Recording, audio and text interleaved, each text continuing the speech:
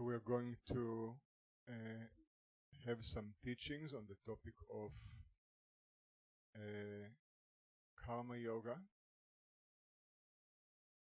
or the yoga of action.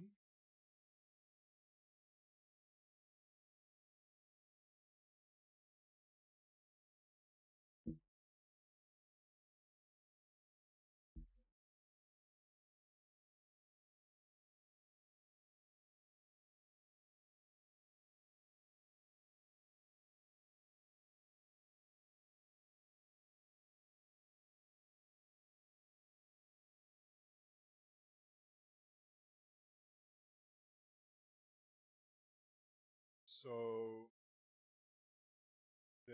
all the yogic teachings and practices aim for us to attain freedom, which the yogis say has to do with the vision or the understanding of of how reality truly is.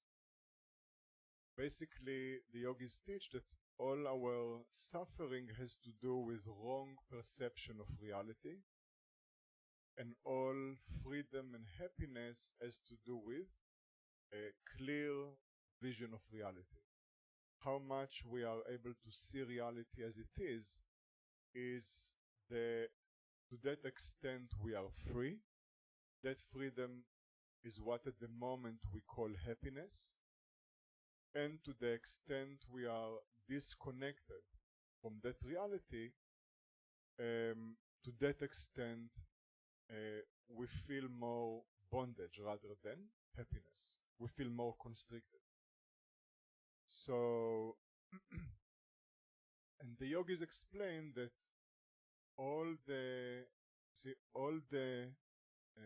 yogic teachings and the practices on any level are there for us to learn to abide in reality as it is. And there are four main parts of yoga which are called karma yoga, the yoga of action, and bhakti yoga, or the yoga of devotion or divine love, raja yoga, the yoga of meditation or mind control, and then jnana yoga, the yoga of knowledge of the true nature of the self.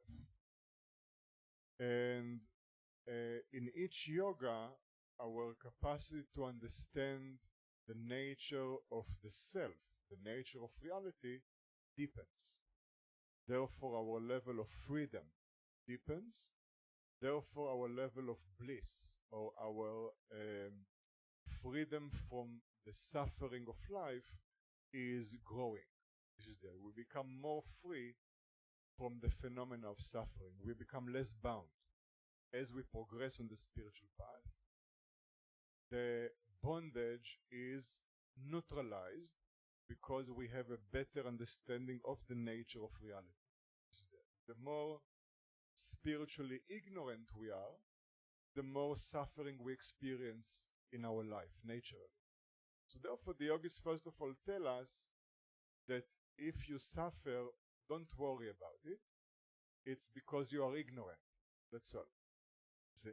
So it's not, and ignorance is not an insult in yoga.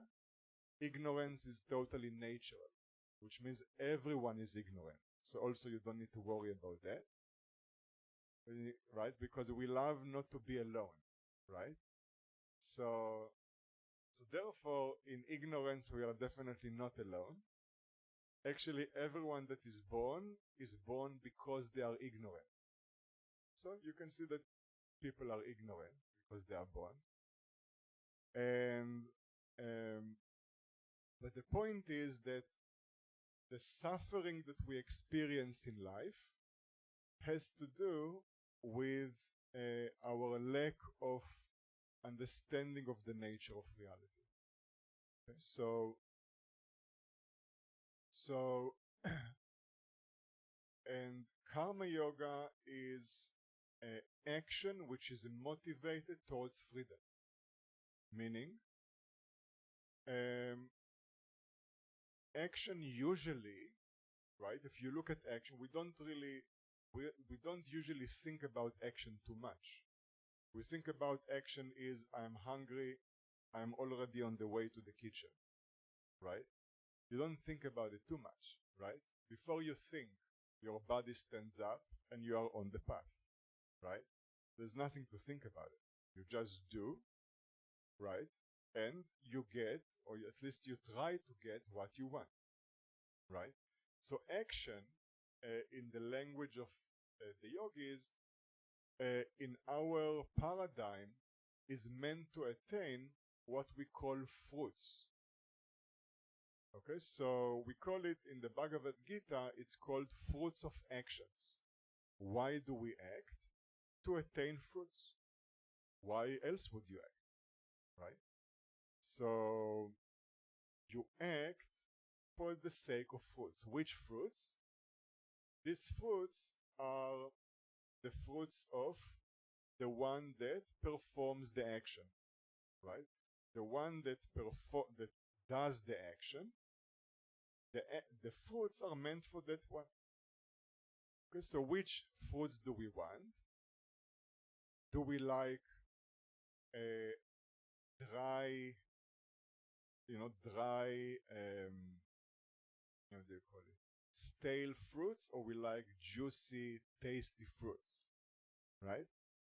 So the fruits that we are after instinctively are pleasurable fruits, which means we act for the sake of attaining or securing some pleasure. That's all. Okay? It can be physical pleasure, it can be emotional type of pleasure, intellectual pleasure, but we do something that the one that does the action sees a benefit in doing. That's all. We don't think about it.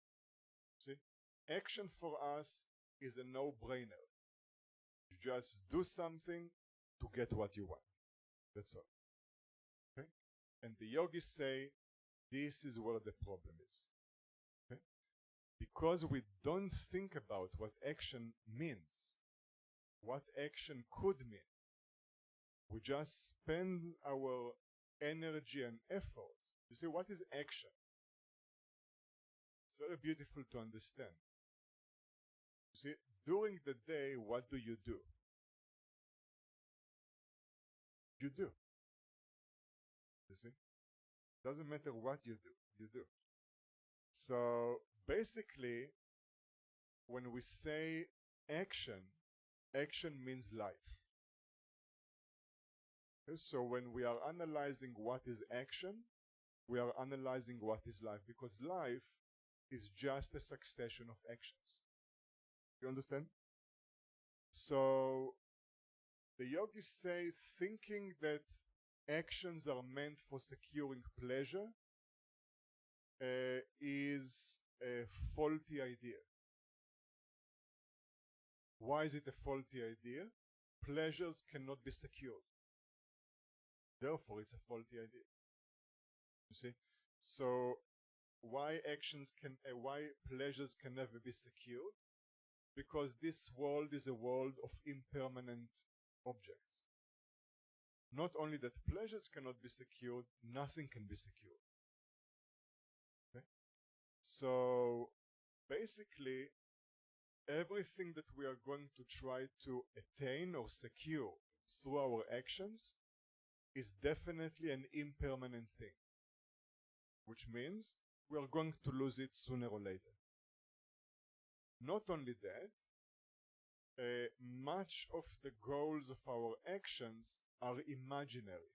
The nature of the ego, the nature of the individual self, is that it's a creature of imagination. If you look at your life, if you analyze your life is very much rooted in imaginations. It's something like Alice in Wonderland, right? Life is very much imaginary, right? So we have all these imaginary goals that we think that things will happen if we do certain things, but these are pure imaginations. Okay?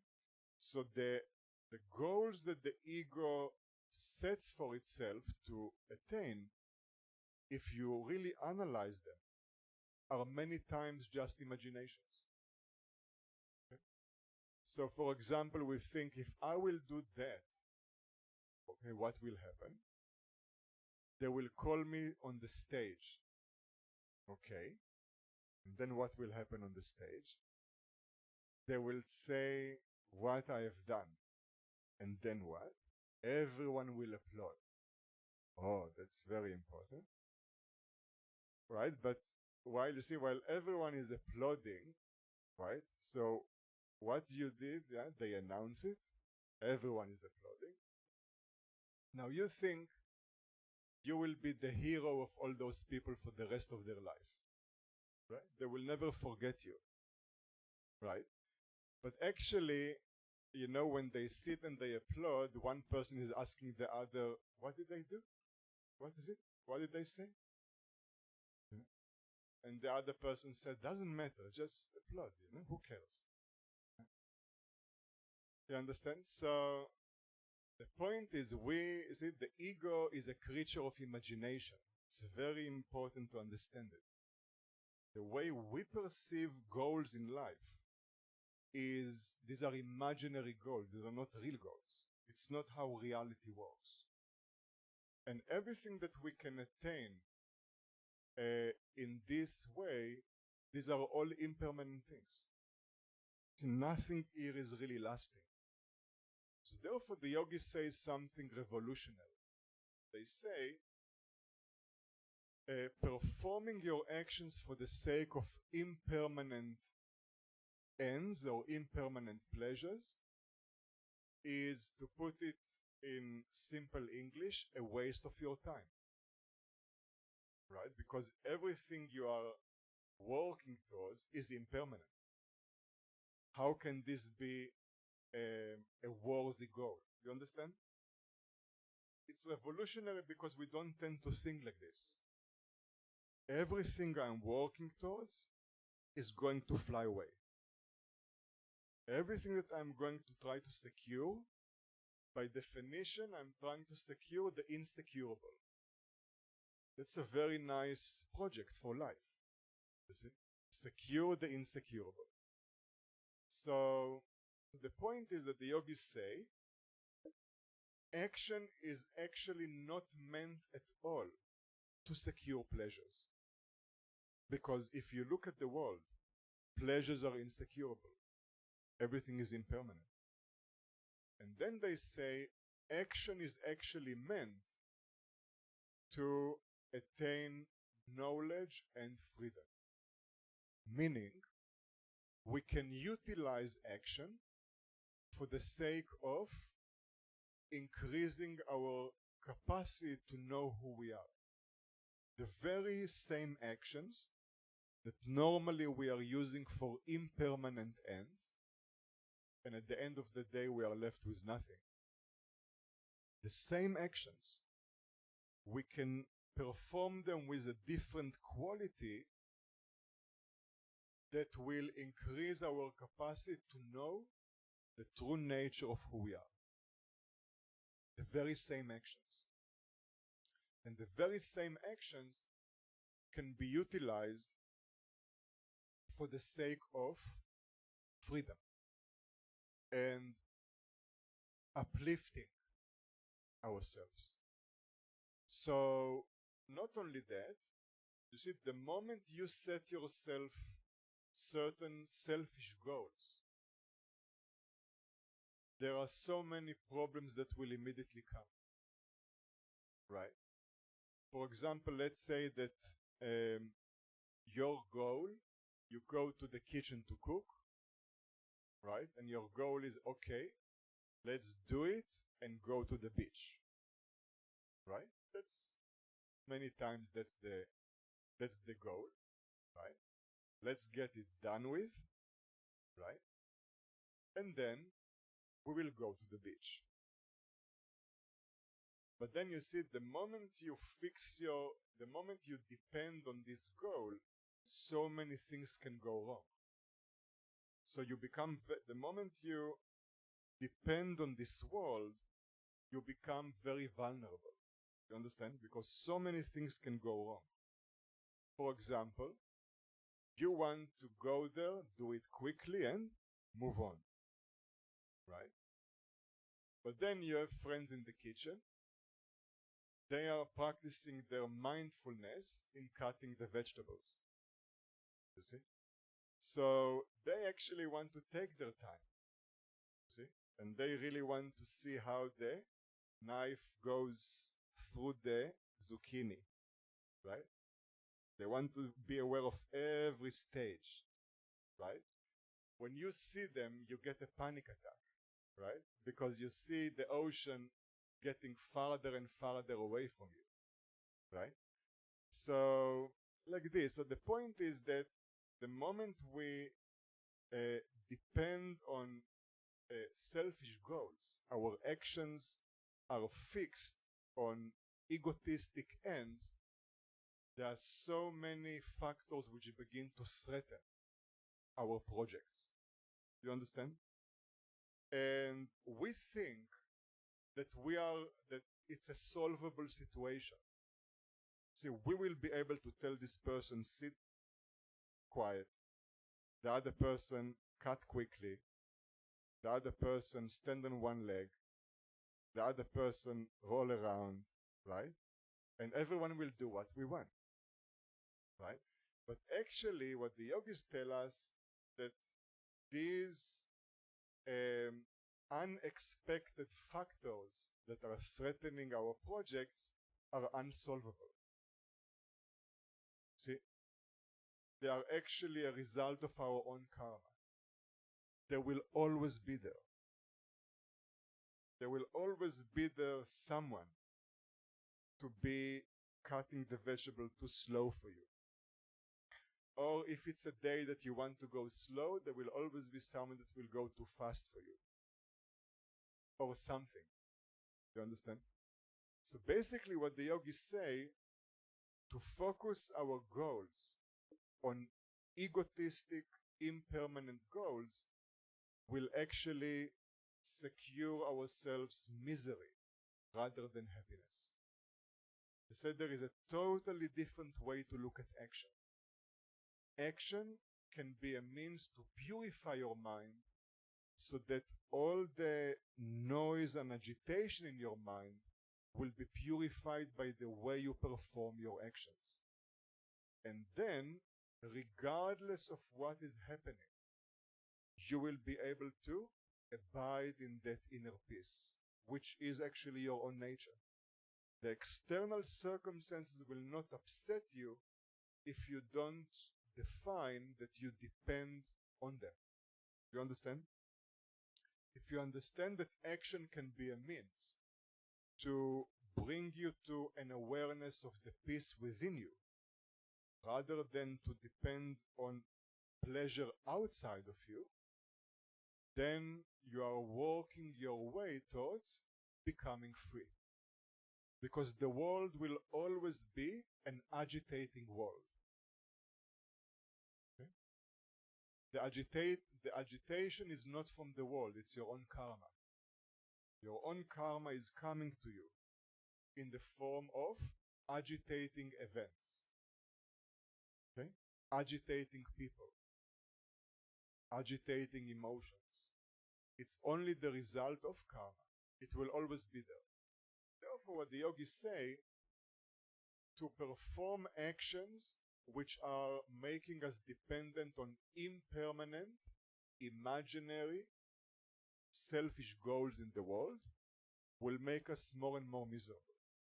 Performing actions with such an inner quality, inner attitude, that promotes the awareness of our own true nature, the inner peace, which is independent of the external circumstances, is a wise thing to do. Because then we are walking towards lasting happiness, lasting, stable peace, see, which is independent of the circumstances around us. And the yogis actually say this is the only happiness we are ever going to attain. It's either we are going to move towards that type of happiness, which is the real happiness, or if we depend on the external things, we are going to continue to be miserable. So what is karma yoga? Karma yoga is freedom-based action. That's all. It's an action that is oriented towards freedom, not towards pleasure. We think that a pleasure-oriented action will secure happiness for me. This is a mistake. A freedom-based action will secure happiness for me. That's the truth. And to shift from this pleasure-oriented action or selfish goals-oriented actions to freedom-oriented actions is called karma yoga. Okay, so karma yoga teaches us how to act for the sake of being free, free of dependency of the ever-changing circumstances of the world, finding the freedom, the peace, and the happiness within you, which is the only happiness there is. There is no other happiness. And relieving yourself from your dependency on the external circumstances, which is the cause of misery. Okay? So this is karma yoga. It's a very beautiful science which teaches us how to use action, any action, not just meditation or feeding people, any action, how any action can be turned into yoga, into an effort to reveal the true nature of who we are, which is the independent peace and happiness, and how at the same time to relieve ourselves from the wrong notion that our happiness is outside and we depend on the external things to be happy and peaceful, which is the source of our misery. So this shift has to do with karma yoga, and karma yoga turns action into meditation, right? So how to perform action, even intense action, even with people around you, even with obnoxious people around you, and still maintain your meditative state. How to neutralize the way external things seem to impact you. See, this is that. And what the yogis say is something very beautiful. Swami Vishnudevananda says, see, when are we going to meditate? Right? It's a very important question. Right? Because we all sit, right? And basically there is a sense of hoping for the best, right? You sit and you take your japa mala and you hope for the best, right?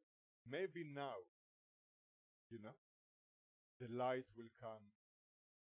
Maybe now the thundering voice of God will come. Maybe this time. But Swami Vishnudevananda says something very beautiful. Only when you are meditative, when you act with the world, you will be meditative when you sit cross-legged and close your eyes. As long as you are agitated by the world, meditation will never take place. As simple as that. Therefore he says, karma yoga is meditation step 1. Meaning, we are really cultivating our capacity to meditate, to know the nature of the self by our interaction with the world. And the world includes people. Very important. Right? Because sometimes we think about the world without people. Right? Cats are allowed. Right? dogs are allowed. But people, we need to think about it. Maybe we allow some, maybe others not. No, not like this. So the point is, also Swami Shivananda says, in this regard, see, it says different things. He says, because you see, yogis have this aspiration, like in the worldly setting, we have our aspiration to have, let's say, a penthouse, or a house in a very beautiful place in how do you call this park in New York? Central Park, right? So like this, yogis also have their aspirations. The aspirations of yogis is to be in a cave. See?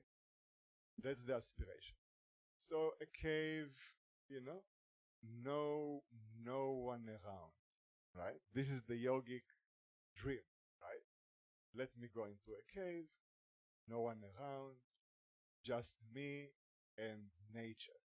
And let me get lost in God, right? But then Swami Shivananda says, what is the use of such a life? And then he's explaining, he says, who are you going to lie to? Who are you going to get angry at? Who are you going to be jealous of? Then he says, if those things don't happen, how are you going to evolve? And his answer is, you won't.